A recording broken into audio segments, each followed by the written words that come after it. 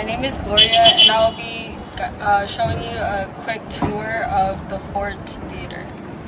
So it was originally constructed in 1833 by Thomas Berry, and it was the First Baptist Church. It was the First Baptist Church until 1859, and in 1861, John T. Ford bought the plot, and with the help of Charles Lessig as the architect, he built the theater and called it Ford's Athenaeum.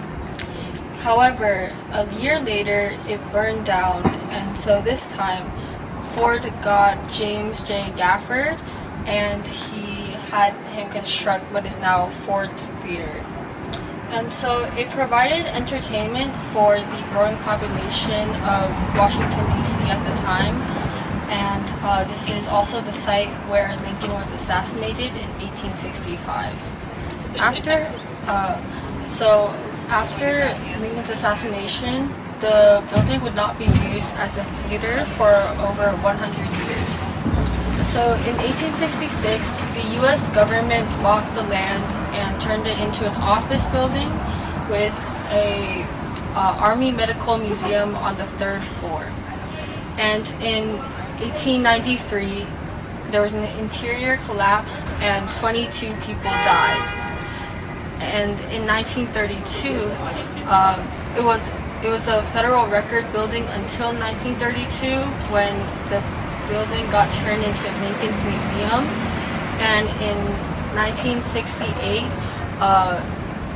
it was restored as a working theater, and so now it is both a working theater and Lincoln's Museum.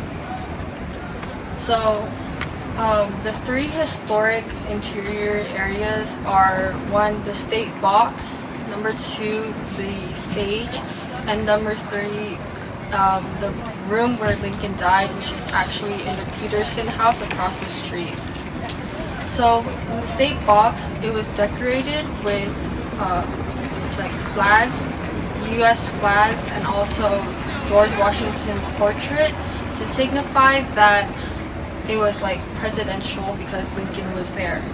And so Lincoln was actually, he was often at Ford's Theater because he enjoyed the theater and was cited more than 10 times here. So they were watching a comedy, Our American Cousin, and at about 10:15 p.m.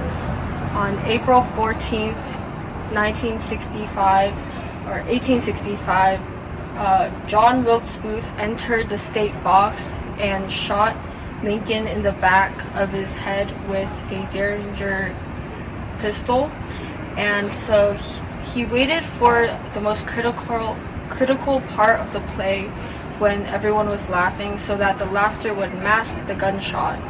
So after he shot Lincoln, he also stabbed one of Lincoln's guests, Major Rathbone, and he jumped off of the State Box and onto the stage.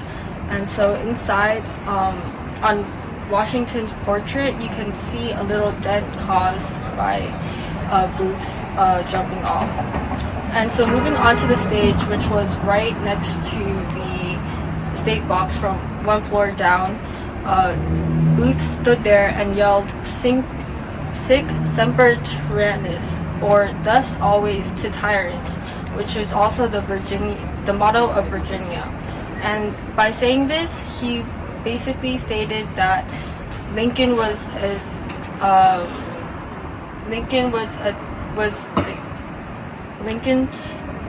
oppressing the Confederates, and so yeah.